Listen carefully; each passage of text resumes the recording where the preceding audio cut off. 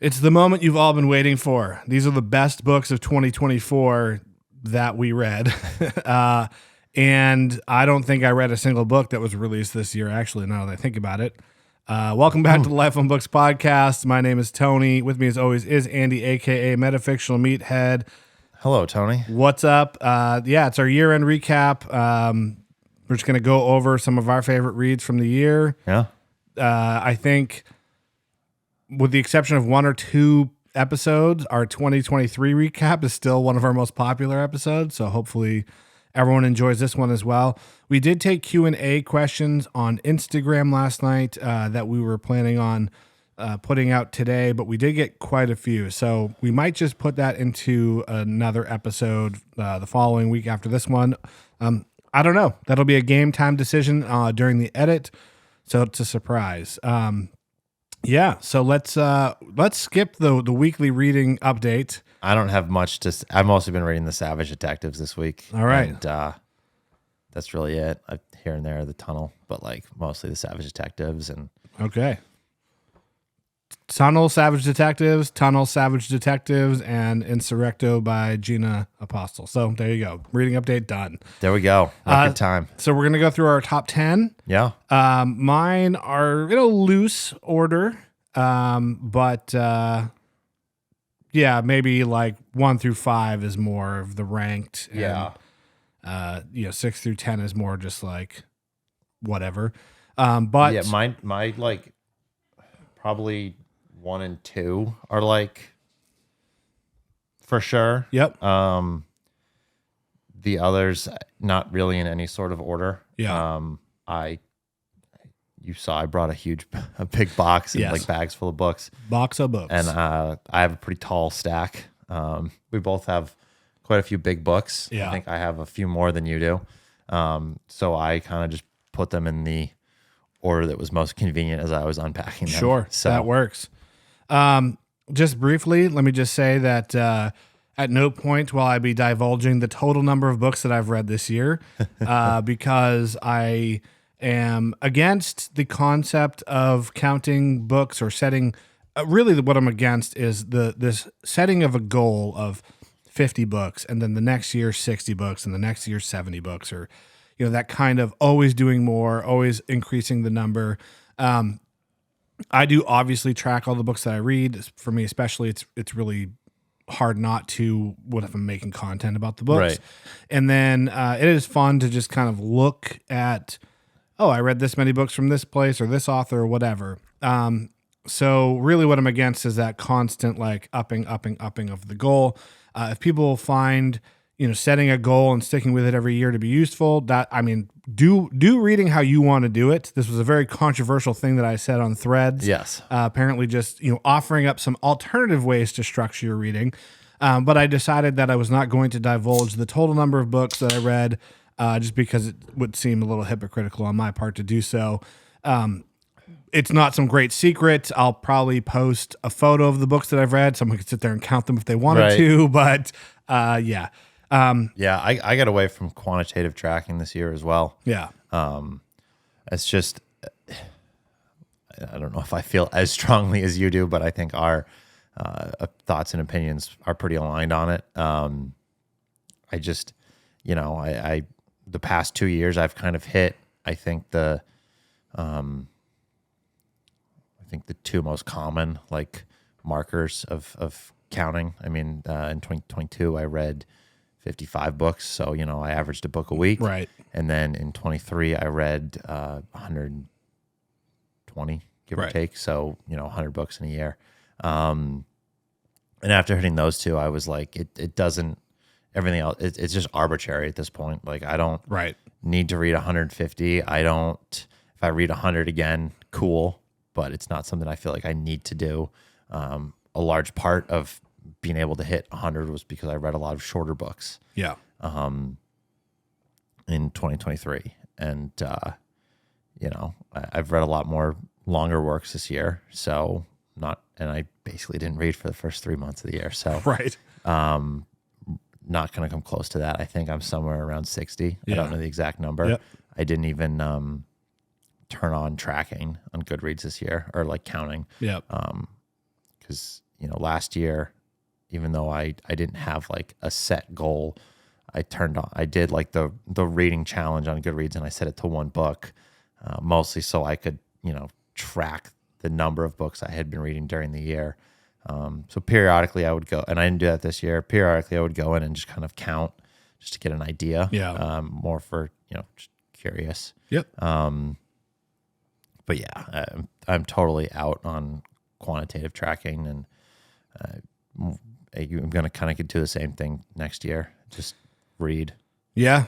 I'm actually going to discontinue my Goodreads use completely at the end of this year. I realize that there's no reason to use it. I don't care to rate books. I think I find the 1 through 5 star rating kind of meaningless. Yeah. I don't want to waste my time writing up a long review on Goodreads because I'd rather just put that on Instagram or some other place on the internet where I have an audience that I know is going to read it. And, my only reservation about it is I know that authors do rely on Goodreads reviews, and but I will say I think that's going to go away. I think we're going to see Goodreads continue to decline because Amazon's just not putting any resources into it. The app is in bad need of an update. Yeah. I just think it's going to fall out of the use of the reading public. But and then just one other quick note about this whole counting books thing is like I kind of somewhat unintentionally have like built a little bit of a reputation, and with a lot of help from you and just your influence as well, of like talking about books that don't get talked about a lot, or exposing people to books that aren't really seen on social media as much. And so I really do want to embrace this kind of mission of continuing to promote maybe people who aren't getting the credit that they deserve, but also like helping people who aren't well served by the bigger community's practices in general. And so when people get offended when I say things like, I don't really think you should count your books or set these crazy goals, people take it as like a personal attack. But it's like, if you've tried that method and it didn't work for you, there's not really a lot of resources or content out there about alternative methods. Yeah. And that's really what I'm saying is for. It's for people that have not been well served by this goal of let me just up it and up it and up it. And, I started screenshotting a bunch of comments I was seeing in different places on the web because it was like, oh my God, I'm 3 books away from my goal. Who has like some great, like, novellas I can crank through in like an hour. I said, there's nothing wrong with reading novellas or short books, but that's like, is that really what you want to read in this moment? Or are you just subservient to the goal? And then another person said, they actually commented on my Threads post I made about it. They were like, I was going to start Pachinko because I really wanted to read it. And then I realized that I wouldn't be able to finish it by the end of the year. So I put it off. And it's like, so now you're not reading a book you wanted to read because you can't check that box and hit your goal. Like, that's bad, guys. I'm sorry, but that is bad. Yeah. Yeah. I totally agree. So that, it's just a way to help people who they're not getting the most out of the reading that they want to get out of it. And so I'm just trying to offer a resource for them. So that is my soapbox spiel. I feel like I'm doing one of these at the beginning of every episode now. Let's kick things off. Yeah, man. Enough foreplay. What's your number 10 book of 2024? So my number 10 book, I read a number of books by this author this year, and Hey, it's podcast time. Anyway, I read a number of books by this author this year, and I probably could have picked any of them. Sure. But I went with this one, which is Too Much of Life, The Complete Chronicas of Clarice Lispector. I went with this one. I actually started reading that at the tail end of 2023. I've talked about this a number of times on the podcast. It's just a collection of all of the articles and different pieces of writing Clarice Lispector had done for the Journal do Brasil, a newspaper in Brazil. And who translated this one? I don't know if there's a single translator. Oh, no, I'm sorry. Margaret Joel Costa and Robin Patterson. So there's two translators. Sweet. But I picked this one because, like I mentioned a few minutes ago, I basically didn't read anything for the first 3 months of the year. If you've been listening to the podcast long enough, you know why. And the now forgotten episode. Yeah. And, when I was like kind of in a better headspace and like trying to get back into regular reading, I couldn't really, I just was struggling to get into the few novels that I had tried. And I was like, you know what? I haven't picked up this collection in a while. I'm going to pick it back up. I think I was about halfway, maybe 2/3 through. And I just read, a couple of the pieces and it kind of reignited everything. Nice. So, I love Clarice Lispector, and this book and the writing in it really got me back on track. It's funny. Later in the year, I read a short story collection. I'm going to look up the title and the author because I want to give it justice. I read A Practical Guide to Levitation by Jose Eduardo Aguilosa. And there's a story in there, when all else fails, read Clarice. Oh, right. I remember you saying that.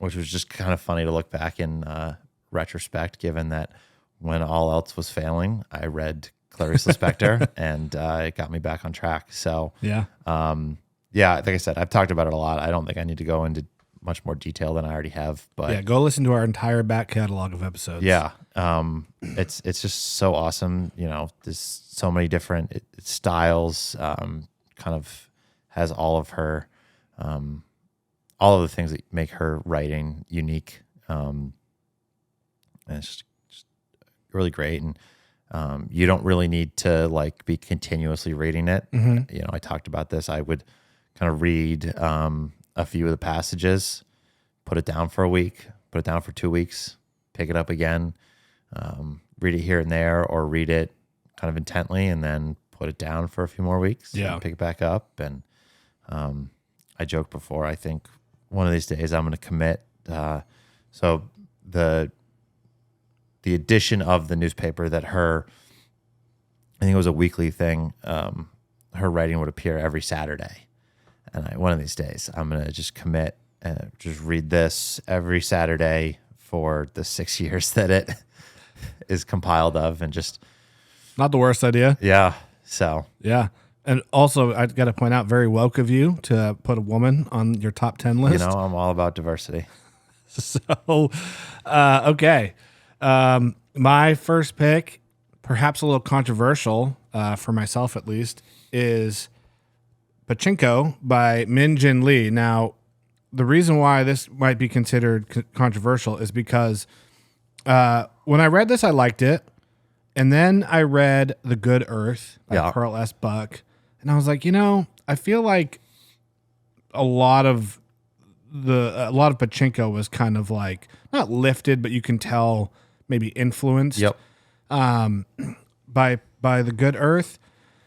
But when I was sitting there thinking about the books that I really wanted to put on my top 10 list and the books that I kind of still think about the most, I actually think this might be the better book.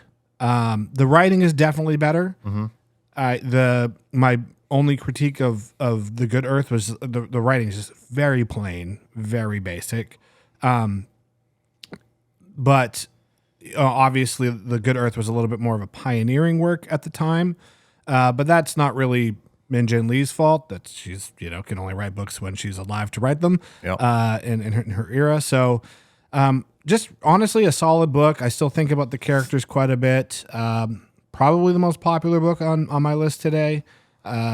Maybe a bit different from some of my other picks, but really enjoyable. I think people would probably learn a lot about Asian history by reading it, which I think makes it an important work as well. So, and it won the National Book Award, or was a finalist, excuse me. So, who translated that? I was actually written in English. Oh, yeah. Min Jin Lee is Korean American, I believe. Gotcha. I think she might have been born in Korea, but moved here very young. Can't quite recall, but yeah, it was written in English. So All right. yeah, not. I mean, I think my list is actually pretty split 50-50 with translations. Gotcha. So. All right. My next pick, number 9, is Butcher's Crossing by John Williams. Wow.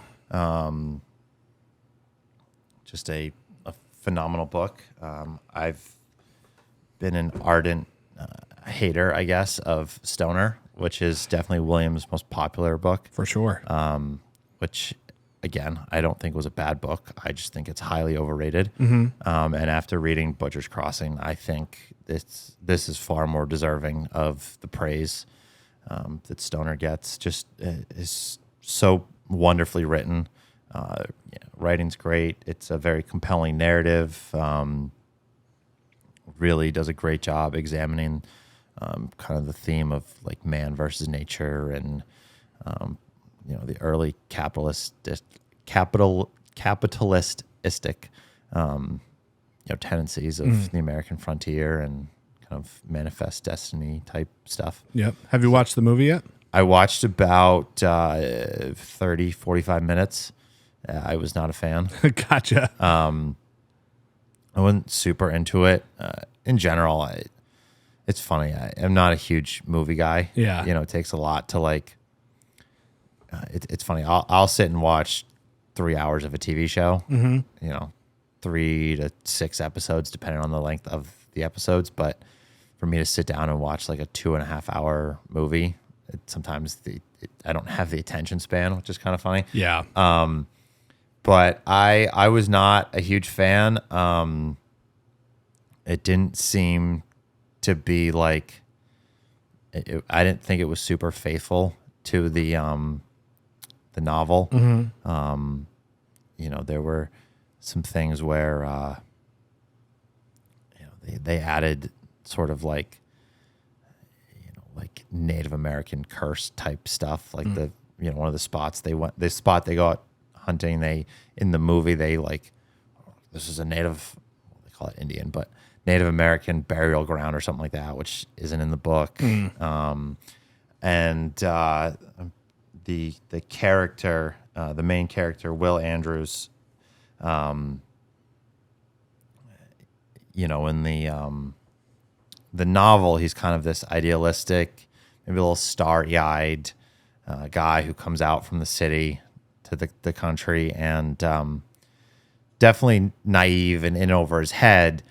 But in the movie, I didn't think it was portrayed as well. I wouldn't say he comes across as like a bumbling idiot in the movie, but well, it's Nicolas Cage, right? No. Oh. No. Nicolas Cage's character is the like hunter trapper. Gotcha. But yeah, I just didn't think the portrayal of the character and the characteristics of the protagonist, Will Andrews, was all that faithful in the movie. So gotcha. I just wasn't into it. Gotcha. Someone else might like it. From what I watched, it did seem to be the cinematography was very very good. So yeah, I think it got kind of mixed reviews overall as a film, but yeah, I definitely want to read that one. Yeah, if I hadn't read the book, maybe I'd have different feelings. Yeah, that's I remember we talked about White Noise. Like, I didn't think that was very faithful to the book, but I also didn't think it was a very good movie. Yeah. I don't know if I would say the same about Butcher's Crossing. I didn't think it was faithful to the book, but it also seemed like it might have been a better made movie. Yeah. So yeah. But again, it was unfaithful enough that I just wasn't all that interested. Yeah. All right. Coming at number 9 on my list is Human Acts by Hong Kong, and this is translated by... I hate it when they don't put the translator on the cover. I find that to be quite annoying. Deborah Smith. And she also wrote the introduction. So Hong Kong, she won the Nobel Prize for Literature this year. Her most famous book in English is The Vegetarian. Yep. But I'd heard great things about Human Acts, and this is really like if you were to, pick up some ideas about what makes a good book for Tony. This is definitely, kind of checks a lot of boxes. I made a case for this being a work of postmodern literature.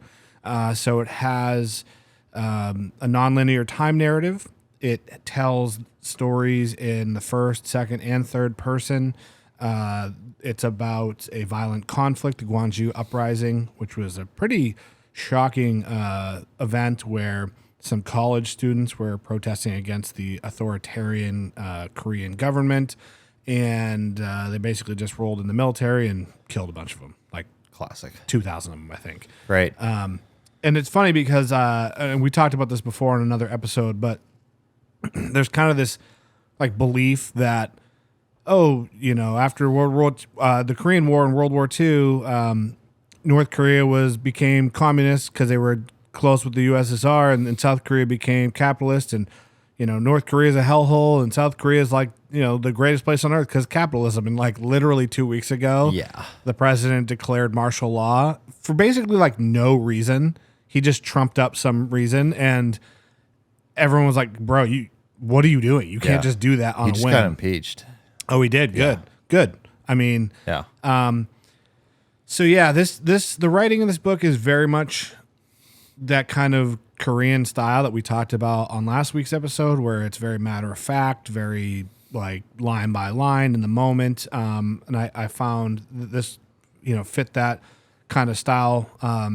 But just a really interesting and unique book. There's a chapter in here that's told from the perspective of a corpse, which is very cool. Yeah, and just a really haunting book. So if you're looking to check out some Korean lit, or you're like, hey, I like to read the Nobel Prize winners, I would strongly consider starting with this one, though I haven't read anything else by Kang. So, nice. Oh, excuse me.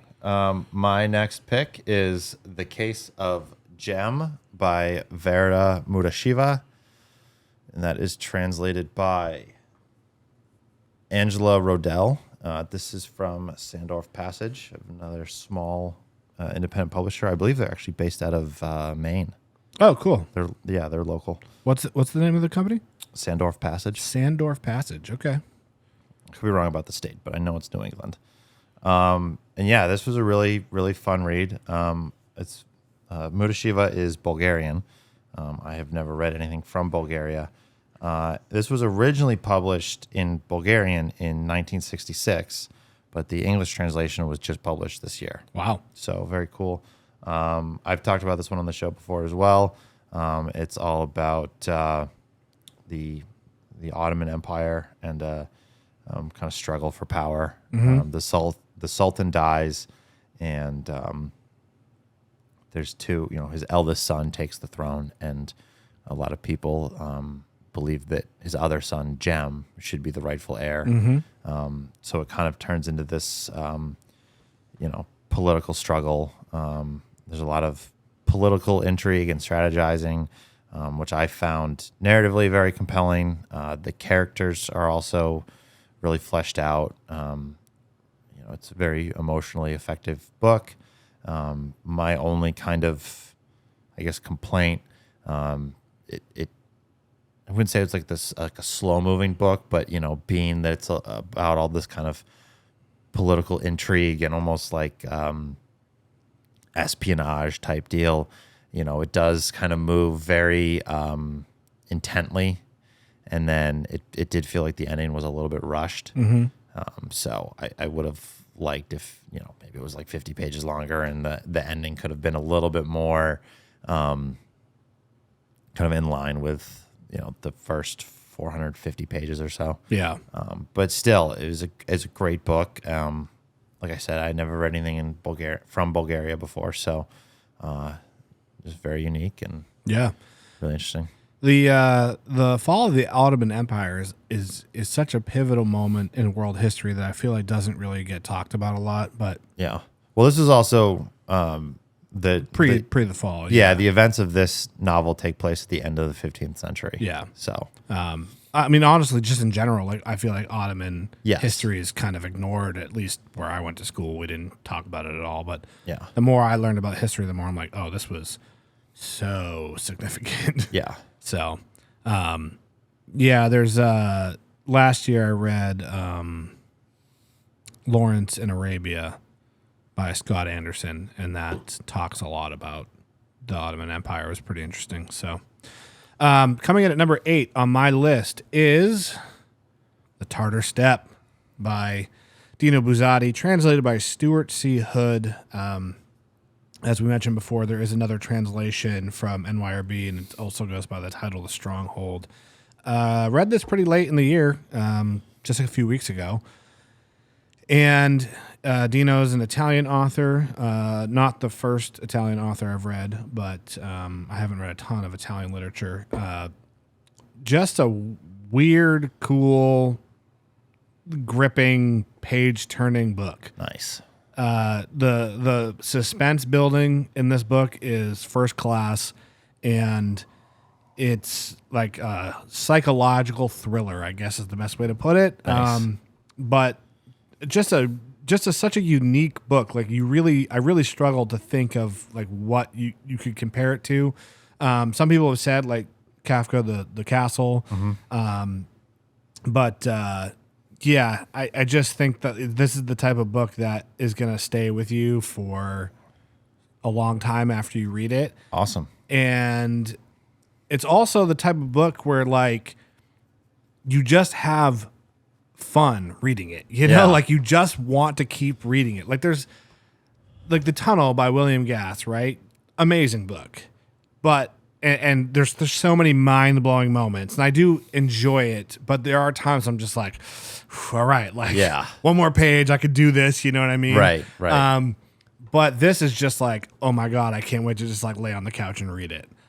Which I think is an important thing to have Absolutely in your reading from time to time. So I do think I'm going to read The Stronghold this coming year because I'm curious to compare the two different translations. Yeah, I don't think I've ever read two translations of the same book, so it'll be an interesting experience for me. I have a copy of The Stronghold, so maybe that would be a good future episode. Yeah. If you read that, and then we can swap. Yeah. And they're quick reads. I mean, I read this in a couple hours. So. I might read it today. Yeah, it's good. I would encourage that. All right. What do you get next? Trying to think which one I want to pick next. I'll go with this. So my next pick, another one I've talked about a number of times on the show, Marshland by Otohiko Kaga, translated by Albert Novik. This is from our friends at Dalkey Archive, translated from the Japanese. Not the first book I've read from a Japanese author, because I have read some Murakami. This was originally published in '85 in Japanese, and then this is another one like Case of Gem that the English was just published this year. But yeah, it's funny. Kind of on the surface, there's this isn't the type of book that I think I would generally rank so highly. Mm-hmm. I mean, the writing is kind of plain and matter of fact. It is this very mostly linear, narrative-driven novel. Mm-hmm. It is kind of told from like only a couple different perspectives, but it just everything, and it moves kind of slowly. There are, large chunks where seemingly nothing happens or nothing major happens. It's just kind of setting up characters' relationships to each other. So it's a lot of like day-to-day type stuff for a few chapters there, but it really affected me. And I think I said this either when I was close to finishing it or right after I finished it. Like I could feel it was going to be one of those books that my appreciation for it just would continue to grow after I finished it. And it has. I talked about it quite a bit in the episode. We talked about books that radicalized us.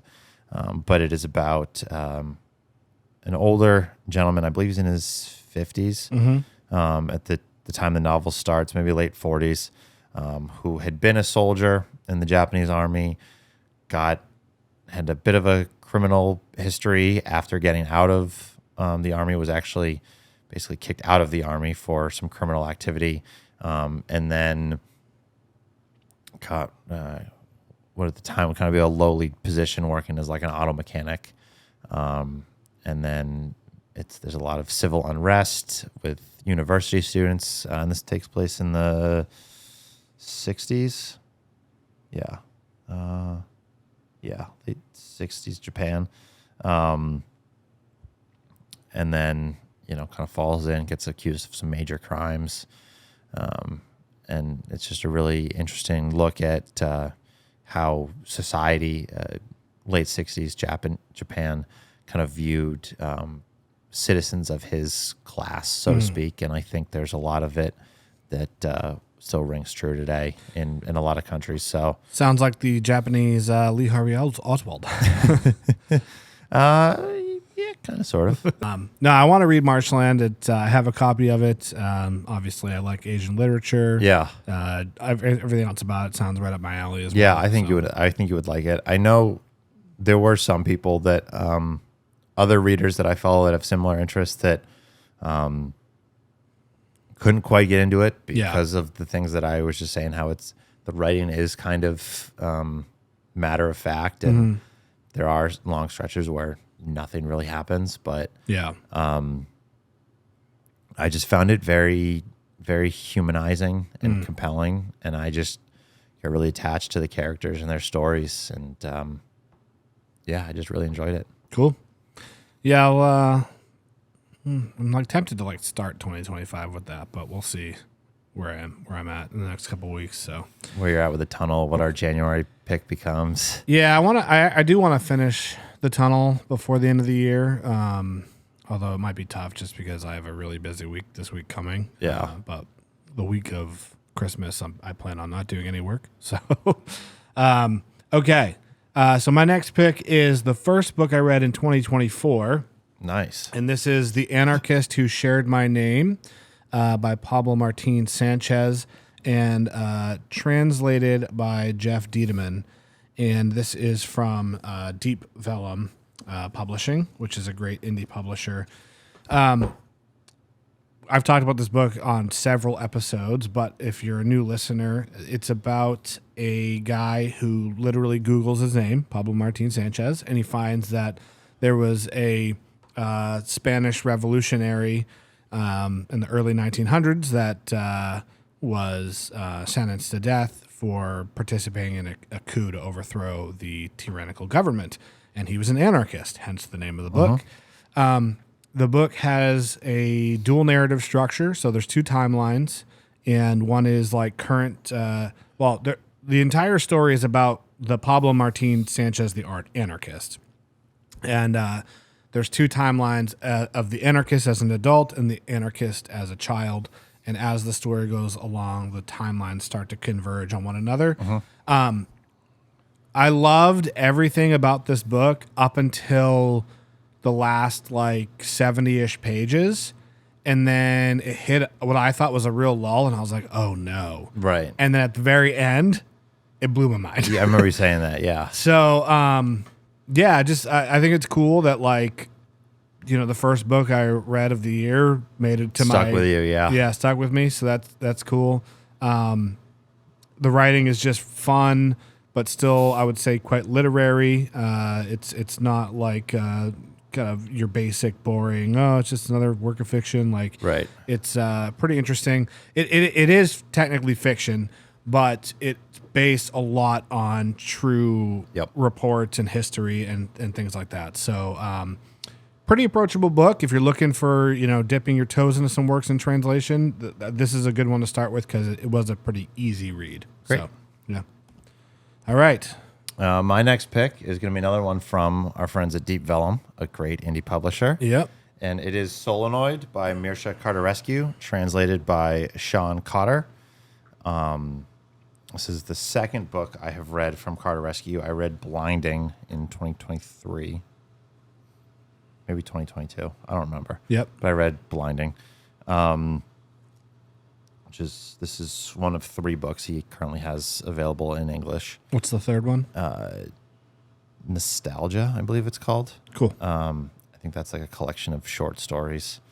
And Blinding is part of a trilogy, which is supposedly the full trilogy is supposedly due out soon in English. Is it the first installment of the trilogy, Blinding? Yes. Okay. But I believe they're going to... So Blinding was originally published by Archipelago Books. Mm-hmm.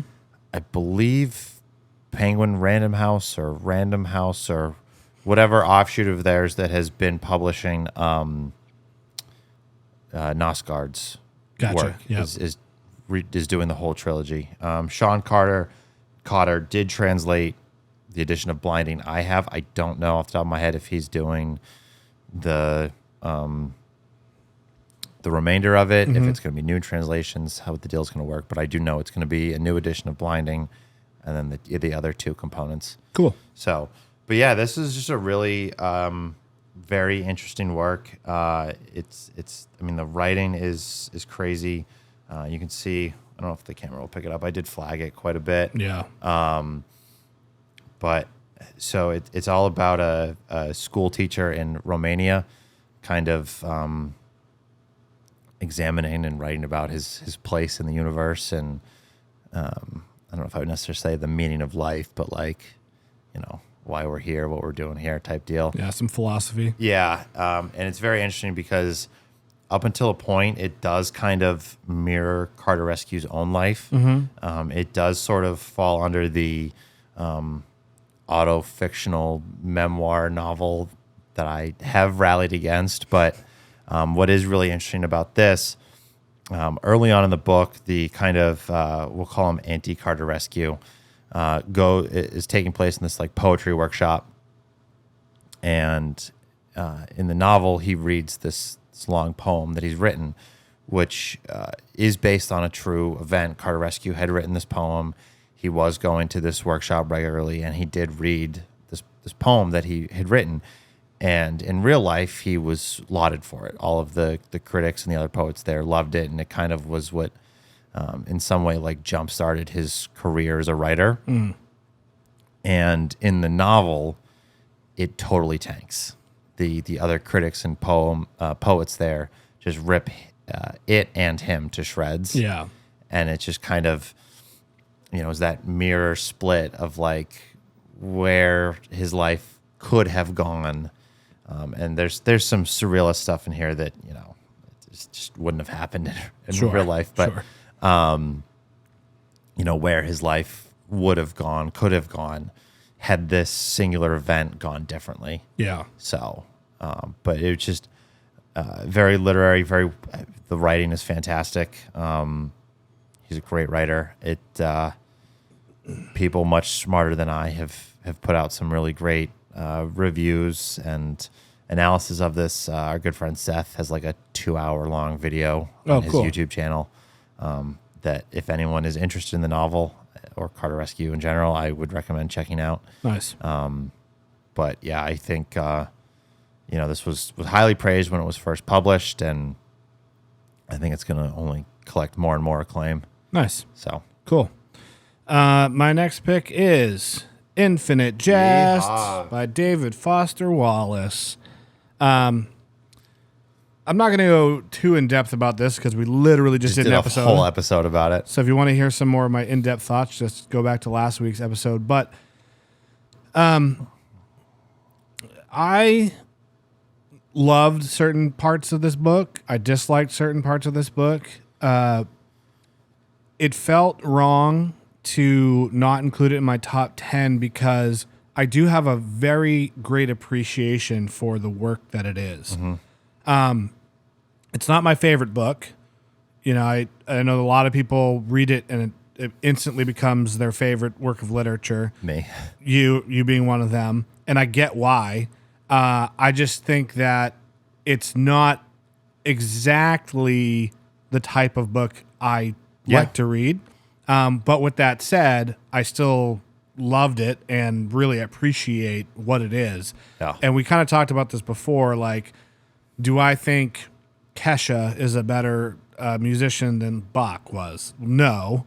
But, I like listening to Kesha more than Bach. Right. You know what I mean? And that's kind of how I feel about Infinite Jest. I do want to reread it, although if I reread it, I want to do it as a group read or part of a book club, because I do think there's so much more you can get out of it with, discussion as you're going along. Absolutely. And I think having, even after finishing it, like I knew I would want to reread it someday, and having read more of Wallace's work since I read that, that's only grown. So, yeah. And Jason in the book club actually messaged me and said, he would like, he kind of pitched the idea of if we picked maybe 1 or 2 books per year that we did as the club as like a longer, rather than by month, like we've been doing it, like, keep with the monthly books, but maybe pick like a Gravity's Rainbow or an Infinite Jest and take 6 months or 12 months even to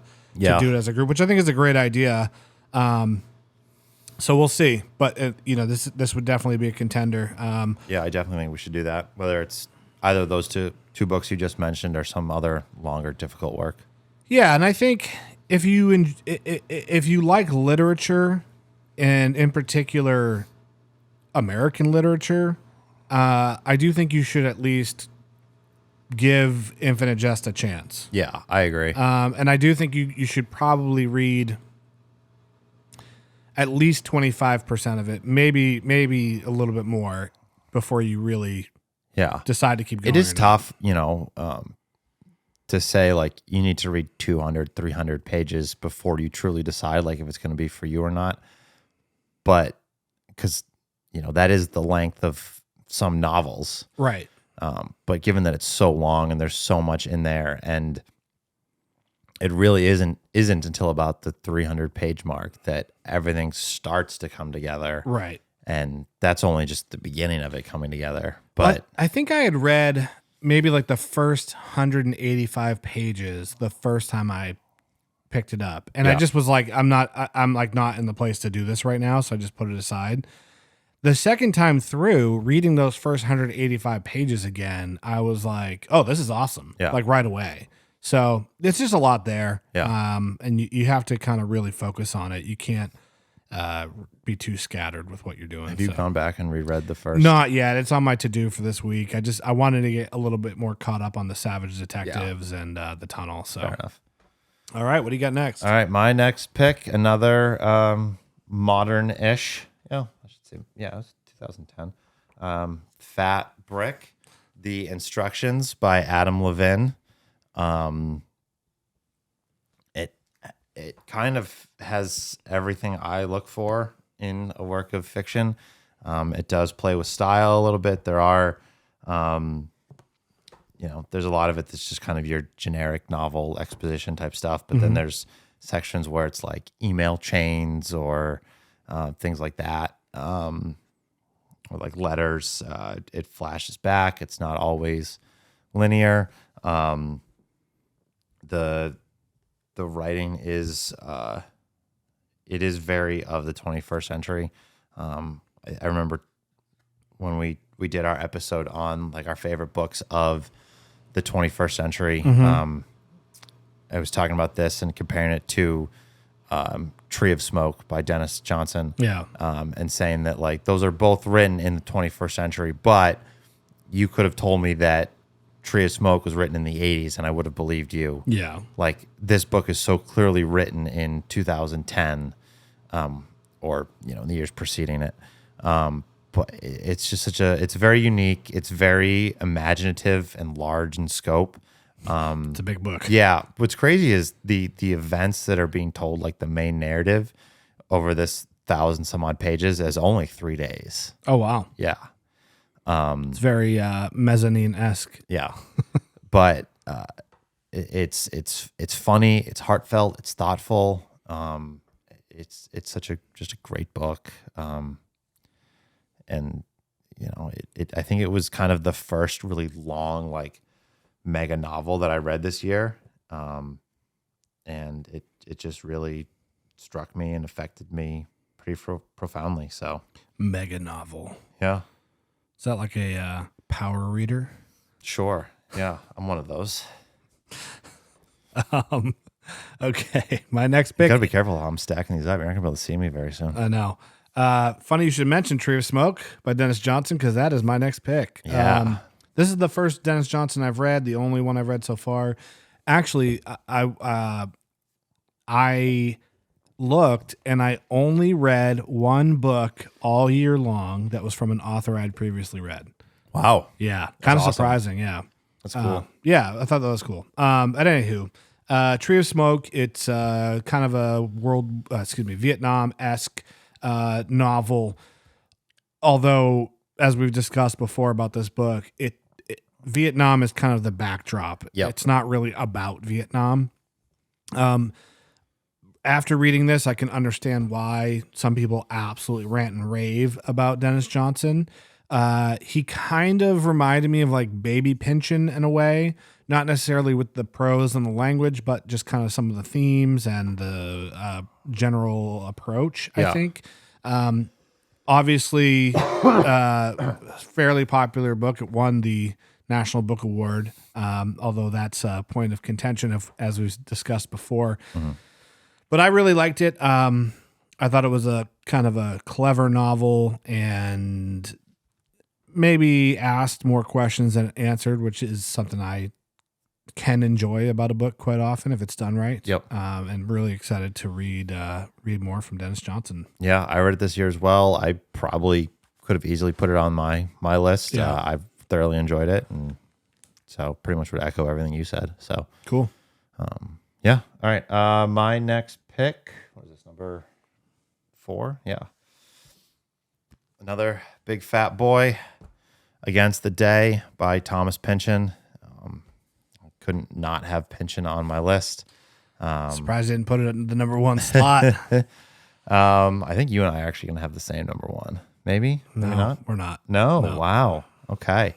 Yeah, it's just a great novel. I think whereas like all of Pynchon's novels, it really kind of focuses on, systems of control, things like that. But I think what's unique about this novel, and the title Against the Day kind of gives it away, I think it more so focuses on the people that are affected by these systems of control, and how they're kind of battling against the day of, these just techno-capitalist the grind regime. Yeah. I know, Pynchon gets some flack for not writing characters very well. I thought the characters in here were great. Mm-hmm. I felt very attached to a lot of them. And, he kind of plays with a lot of different genres and parodies things. There's some sci-fi stuff that he spoofs. There's aspects of Western novels that he plays with. And then there's like boyhood children's like adventure novels that he kind of spoofs and puts his spin on. Nice. So it's just a very fun and unique novel. So I think that's the coolest Pynchon cover out of all Pynchon covers I've seen, to be honest. Yeah, it's a pretty good one. Yeah. So plus, I mean, it's just, it's 1,000 pages. It's fun to get swept up in a novel like that and just plug away at it. Yeah. So cool.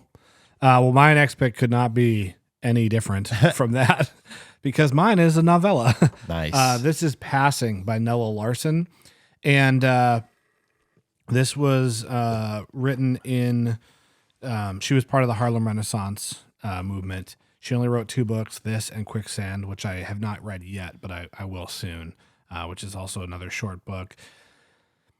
What I love about this is it packs such a big punch in such a short amount of time. And there's definitely, the writing of that era, that kind of naturalist or very realistic style, like, your Steinbeck or something like that. It's pretty common from writers in the the early 1900s up to World War II ish. But this felt very her writing felt very distinct to me, and it's almost it's like the Tartar Steppe in the sense that it's almost like a horror, but it's not. Yeah. And the general premise is about this woman who is a very fair-skinned black woman, and she can pass for white, and kind of the problems that causes because she's living in a society where there's segregation and Jim Crow and all that stuff. Just a really brilliant novel. I guess there's also a film that's quite good based on this, but I haven't watched it yet. So, yeah. I was actually going to try to squeeze in Quicksand before the end of the year, but I just was like, I have too much going on. So, yep. Yeah. Is Quicksand about the same length? Is it? It's a little longer, I think, but not by much. Maybe another 20 or 30 pages. Oh, okay. Yeah. Gotcha. Yeah, they're both quite short. Cool. So. All right. One more big book for me. I have got The Dying Grass by William T. Vollmann. That's funny. Actually, all of the big books that I have on my list, at least the ones that were originally written in English, are all from the 21st century.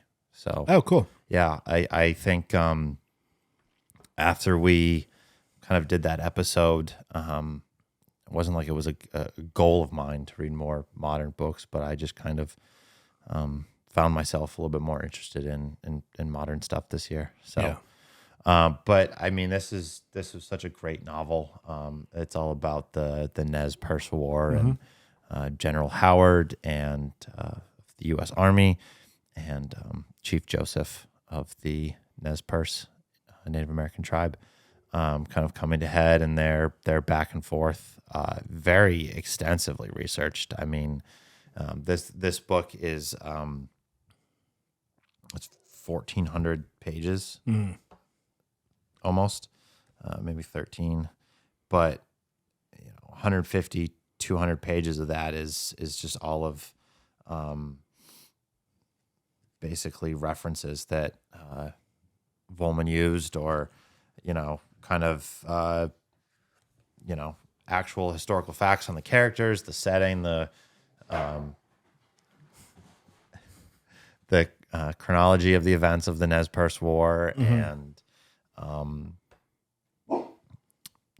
just the historical facts that he used as reference, and kind of some explanation of like why he situated characters certain ways, or if something where like he did place a basic character off of a real life person, kind of explanations of why he had the character that he created do certain things. Yeah. And it's just almost like a day-to-day cataloging of this campaign of the U.S. Army facing off against the Nez Perce, and it is certainly not glorifying the Army in any way, but Vollmann does such a unique job of kind of almost hiding like how invested you're getting in the characters. You're just kind of along for the ride. And then I remember there was I forget exactly where in the book, it's probably about halfway, maybe a little bit later in, where I wouldn't call him like a minor or a side I guess maybe kind of a side character, dies, and it's just kind of given this like single paragraph, maybe like a page total, and I had to like put the book down. It was just like, holy crap, like it came out of nowhere. Like it just kind of sprung up on me, like you really feel like you're a part of this campaign, even as you're reading from both sides. Like you don't feel particularly attached to like rallying behind the army. Certainly, you get a look at like how horrible it all was, and you're more pulling for the Nez Perce than anything else. But like you still feel like you're a part of the the Army's campaign. Yeah. And it is a very interesting look, especially at General Howard, who was a real person.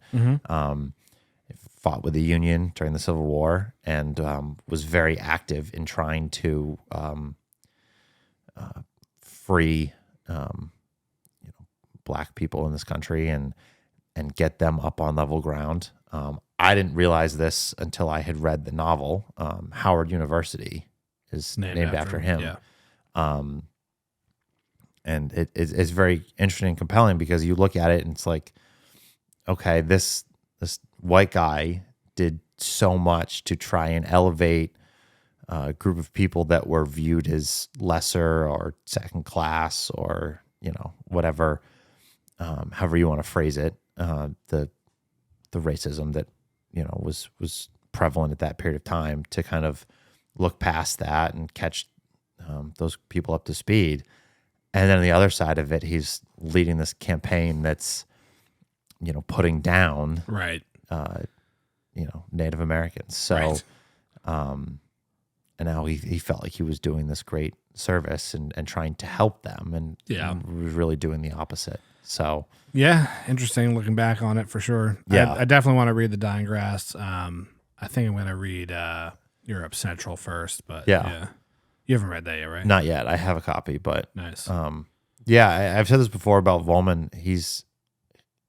Because he's so prolific, there is kind of options of Volman for almost everybody. Yeah. I think I've joked about it before. Like, I've heard Europe Central as the Volman novel you could give your dad for Christmas. Right. And then there's something like You Brighten Risen Angels or The Rainbow Stories, which is just totally off the wall, bonkers. So, yeah. Cool. All right. So the next book on my list is a thick boy as well. Nice. It's The 40 Days of Musa Dog by Franz Werfel. This was translated by, it said 2 translators, I believe. So it was translated by Jeffrey Dunlop and then revised and expanded by James Riedel. This is about the Armenian genocide, and this came out prior to World War II, which is kind of interesting. But just an incredible story told from the perspective of the Armenians mostly, and just how the Turks were able to march 1 million of them off into the desert to die, and based on the true event of the resistance at Musa Dagh, there was a small contingent of people that fought back to various degrees of success. Yeah. Pretty interesting story. I looked up a lot of, it's a work of fiction, but I looked up a lot of it after the fact, and a lot of it is based on real things that happened. So just beautifully written. The writing is incredible. It's very poetic, and there's kind of like a love story in there. So I feel like if you're not much of a history person, there's like enough in there for you to enjoy if you're more of a kind of a normie reader. And if you're into like literature, there's a lot of that in there as well. So just a really powerful book. Again, a book where if you were to like write down a couple of things that you think, oh, Tony would like this checks a lot of those boxes. Cool. But still a fairly approachable read. I would call it like a medium difficulty. Nice. Quite long, but didn't really feel like it had any lulls, good pacing. So just a really, really incredible book. So, yeah. All right. Great. Getting down to the last 2. Yeah. Number 2 for me, another novel that I've talked about quite a bit, another 2024 release. We have got The Garden by Aidan Scott, published by Anxiety Press.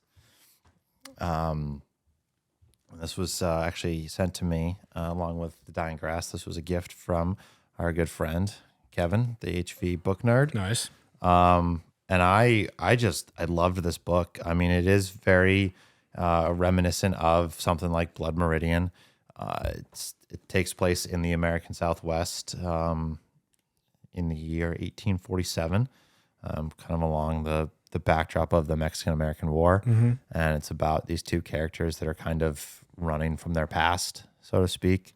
for different reasons, different troubles they're trying to escape from, and there's just this kind of darkness that's looming over them and following them, and it is, you know, especially the setting and the time period. It's very dark and violent, you know. In some ways, it was kind of this, I wouldn't say big picture. I wouldn't necessarily say like period of hope, but it was kind of like the next phase of the growth of America. Yeah. But also in the moment, it was very dark and violent and troublesome. But just the writing is fantastic. It was very readable as well. You know, the language is very strong and compelling, but also like, I mean, it's 370 pages or 350, I think. Easier to read than Blood Meridian? Yes, very. Yeah, the actual text of the novel is 350 pages, and I read it in 2 days. Like, I couldn't put it down. Cool. So I would highly recommend it, and it's also very cool to read works like that of from smaller presses and authors that are relatively unknown. Yeah.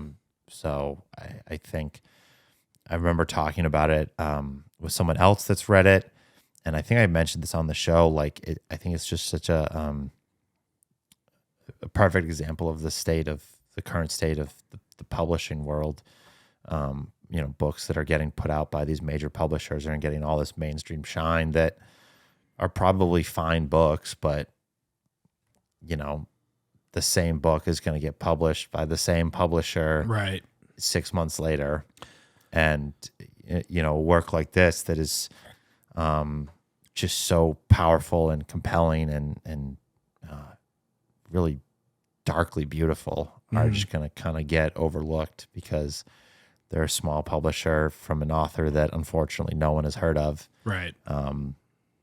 And I think more people should read it, and it is deserving of so much attention and acclaim that unfortunately I don't think it's going to get anytime soon. Yeah, it's interesting, right? Because we talked about this last week where I had made a post on Instagram just asking people what they saw from me that made them hit follow, and quite a few people said like, "Oh, I followed you because you're talking about books that I just don't see anywhere else. Yeah. Like I'm really into fantasy, but I also am interested in other things, and I couldn't find anybody that talked about like kind of these more obscure books. So there's definitely a market for it. I just feel like people haven't done a good job of tapping into it yet. Right. These publishing companies. So on the one hand, I can't really begrudge a big publisher for publishing what they publish because they want to just make sales. Right. But at the same time, like they also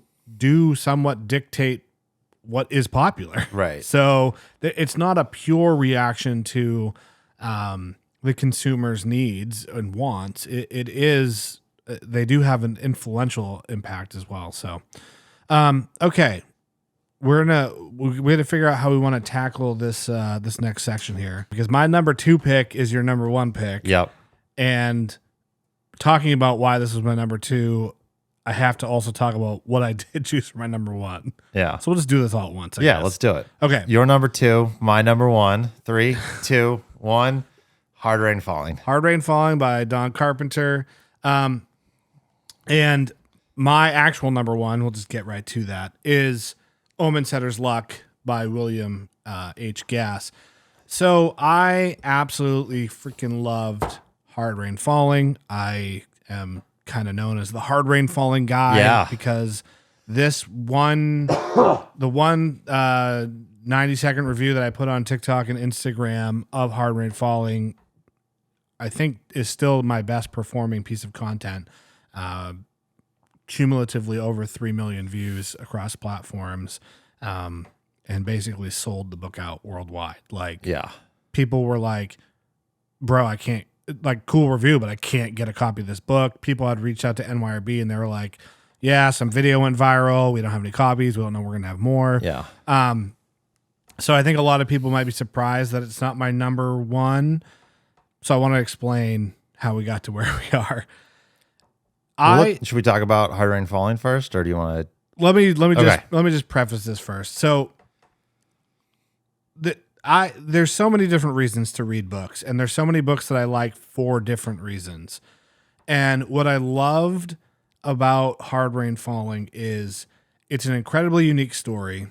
It is so ahead of its time in its themes. The writing is good, and it's just a very emotionally impactful book. There's some things that Hard Rain Falling does that Omen Setter's Luck doesn't do, but I think the writing itself in Omen Setter's Luck is so incredible that I couldn't not put it at number one. Fair enough. So, like... And I will say the only reason, like, I very easily could have put Omen Setter's Luck on my list. You didn't read it in 2024. Well, I did. Oh, you did? Well, it was a reread for you. Right, yes. right. Yes. Gotcha. So I kind of wanted to shine on books that I had read for the first time. Sure, yeah. But yeah, I will probably agree with everything you're about to say, or will say about Omen Setter's Luck. Yeah. So we'll talk about Omen Setters in a moment. So why don't you go ahead with what your thoughts on Hard Rain Falling? I mean, pretty much, like, I'm going to echo everything you just said. It's so emotionally driven. The writing is fantastic. Even at spots where it, like, I talk about this, like, pyrotechnics idea a lot. I wouldn't say it necessarily has that. Like, it's not...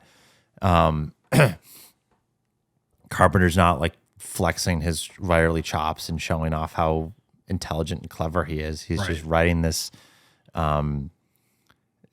very down to earth and almost modest kind of. It's very in line with the characters. Yeah, it's kind of this hard nosed to the point, but it drives home the strife and the struggle and the hardships that they deal with, and the difficulty that characters like the ones in the novel face during that period of time, and it's just so emotionally affecting. Like I remember when we did our episode about it, and when I think I dropped a small review on Goodreads, like, it just felt like getting punched in the gut in, like, the best way possible. It's just and I'm sure parts of this, my reaction to it and my affinity for it, were driven by some of the emotional hardships I've dealt with this year. Sure, but it just such a darkly beautiful and compelling novel. I think it probably is the best thing I've read all year, and I couldn't not put it at number one. I find myself, reading more obscure work like I like to do. Sometimes I struggle when, I'm sure you get this a lot, when you're talking to someone, and especially outside of, like, our online book communities, and you're like, people are like, oh, what do you like to do? And you're like, I like to read a lot. Oh, like, recommend me a book. Yeah. Like, it's worst question ever. Right. It's so hard because as much as I loved the other 9 books that I've mentioned today, like, I'm not going to recommend the instructions to someone if I don't know they're already a reader. Right. Or that they like the type of books that I like to read. Right. If I pick someone off the street, like, I would seem like a crazy person if I recommended this 1,000-page novel that's the events of 3 days and about a 10-year-old who may or may not be the Messiah and was kicked out of multiple Jewish day schools for extreme violent tendencies. Yeah. So no one's gonna read if I recommended that to that, a lay person, it'd be just going to be like, the fuck are you talking about, Andy? Yeah. But I think there's parts of Hard Rain Falling that anybody can connect with. I agree. I think anybody could pick it up. It tackles themes of class struggle, racism, homosexuality, the prison industrial complex. just so much alcoholism and addiction. Right. Like it's and you know, we talked about in the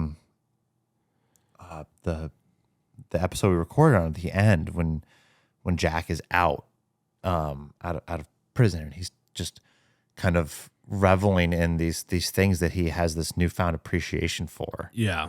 And how other people that haven't been through the same struggles that he's dealt with don't have appreciation for things. Right. You know, he's living in this like crappy little apartment, but he has so much appreciation for it because he finally has a crappy little apartment. Right. And I think for a lot of people, reading a book like this will help you appreciate the beauty and the end result of the struggles you've been through. Yeah. So I find myself now like, if I'm talking to someone, they're like, recommend me a book. What should I read? It's like automatic. Yeah.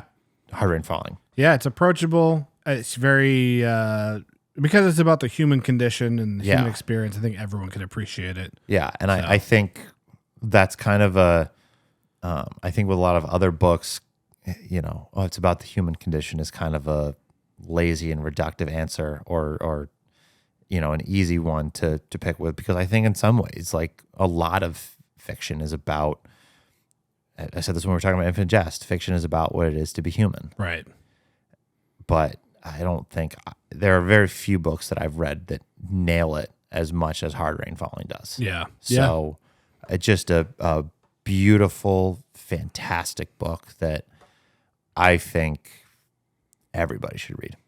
Yeah, it's a great book. I struggled to put it at 1 or 2, but I ultimately landed on Omen Setter's Luck just because what William Gass does with the language, the structure, the overall approach, and it also has some very deeply philosophical themes in it as well. I just was like, I like them both for such different reasons. Yeah. But I think it's one of those things, I was sorry to cut you off, but like, you know, if we recorded this episode a week later, like, right, maybe things would be different, right, you know? So yeah, it's kind of 6 in one, half a dozen the other. Right. Omen Setter's Luck was just, I don't know, just blew my mind in so many ways. Yeah. There's parts of it that are frustrating. There's parts of it that are exciting and fun. It's just a crazy book. Yeah. And I love William Gass's style. We're currently reading The Tunnel. That's amazing. A lot of what I love about Omen Setter's Luck style-wise is in The Tunnel as well. So it was a kind of a toss-up, but 2 fantastic books. I would not say Omen Setter's Luck is for everyone. No. Definitely a very challenging read. In some ways, I'm finding it more. I thought it was more challenging than how I'm finding The Tunnel. Okay, that is our top 10 for 2024. For our Patreon members, we're gonna do our top 3 least favorite books. So if you want to hear what those are, you'll have to be a member of our book club on Patreon. The link is down below, and then we'll do some Q&A too. We'll do some Q&A. And we'll see how that goes. If you're not hearing that now, the Q&A, it'll be in next week's episode. But if this video is continuing on, I have decided to put it all in one. I am going to add a charger to this. Yeah. I'm afraid we're going to run out of battery.